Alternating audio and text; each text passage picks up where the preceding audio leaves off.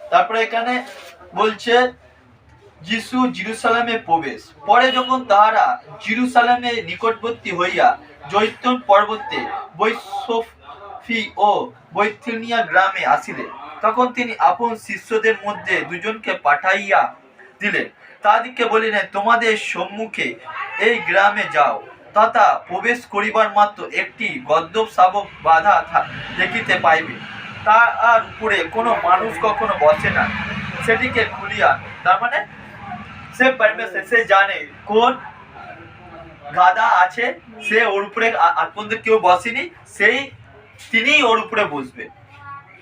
আর যদি কেউ তোমাদিগকে বলে, এই কর্ম কেন করিতেছ, তবে বলিও, ইহাতে প্রভু প্রয়োজন আছে, তাহাতে সে তৎক্ষণাৎ সেটিকে এখানে পাঠাইয়া দেবেন। তখন তারা গিয়া দেখিতে পাইলেন, একটি গর্দভ শাবক কোন দ্বারে নিকটে বাইরে বাঁধা রহিয়াছে, আর তা খুলিতে লাগিলেন। তাহাতে যারা সেখানে দাঁড়াইয়া ছিল তাহাদের মধ্যে কেউ কেউ বলিল, গর্দভ শাবকটি খুলিয়া কি করিতেছ? তাহাতে যিশু যেমন বলিয়াছিলেন তাহা উহাদিগকে সেই মতো বলিলেন, আর উহারা তাহাদিগকে উহা লইয়া যাইতে দিল।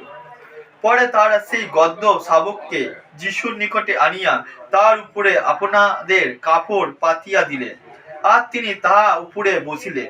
তখন অনেকেই আপন আপন বস্তু পথে পাতিয়া দিল, ও অন্যরা ক্ষেত্র হইতে ডালপালা কাটিয়া পথে ছাড়াইয়া দিল। আর সে সকল লোক অজ্ঞে ও পশ্চাতে যাইতেছিল। তারা উচ্চস্বরে কইতে লাগলেন, হোসেনা, ধন্য তিনি যিনি প্রভুর নামে আসিতেছে। তার মানে প্রভুর নামে কি আসছে? প্রভু যিশু। ধন্য তিনি যিনি প্রভুর নামে আসিতেছে। ধন্য যে রাজ্য আসিতেছে আমাদের পিতা দাউদের রাজ্য, উদ্যলোকে হোসেনা। তার মানে পরমেশ্বরের রাজ্য আসিতেছে, তার মানে এসে গেছে।